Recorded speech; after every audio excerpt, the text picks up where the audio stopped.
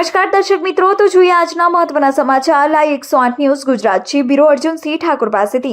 ઉત્તર ગુજરાતમાં કોંગ્રેસ પાર્ટીના 3 મહારથીઓ જંગી બહુમતીથી વિજય બને તેવું મળી રહ્યું છે જનસમર્થન અને આશીર્વાદ। સમગ્ર ગુજરાત અને દેશમાં ક્ષત્રિય અસ્મિતાનું આંદોલન જોરશોરથી ચાલી રહ્યું છે ત્યારે રાજકીય પાર્ટીઓમાં હલચલ મચી ગઈ છે। રાજકીય પાર્ટીઓના તજજ્ઞો દ્વારા કરાયેલ સર્વેના નફા નુકસાનના આંકડા ખોટા પડી શકે તેવો માહોલ ઊભો થવા પામ્યો છે, જેનો ગુનો તેમને જ દંડ જેવી ક્ષત્રિય સમાજની માંગને નહીં સ્વીકારી ભારતીય જનતા પાર્ટીએ પોતાના પગ પર કુહાડો માર્યો છે, જ્યાં ફક્ત ક્ષત્રિય સમાજની નહીં પરંતુ સમસ્ત નારી સન્માનની ગૌરવ, ગરિમા અને અસ્મિતાની વાત આવે ત્યારે દરેક છાત્ર વૃત્તિ ધારણ કરનાર વ્યક્તિને આક્રોશ આવી શકે, પરંતુ ક્ષત્રિય સમાજની હંમેશા માનવતાવાદી વિચારધારા જે માત્રનું સદાય કલ્યાણ ઈચ્છનાર ક્ષત્રિય સમાજે આક્રોશને દબાવી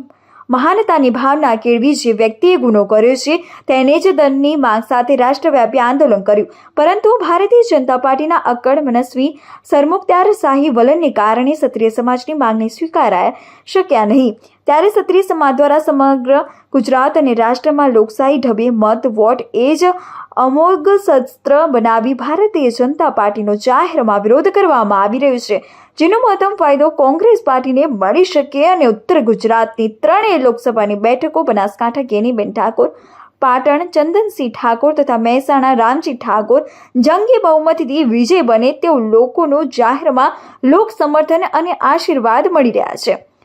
આવા અવનવા સમાચાર જોવા માટે તો જોતા રહો લાઈવ 108 ન્યૂઝ ગુજરાત અને ફરી મળીશું નવા સમાચાર સાથે। નમસ્કાર।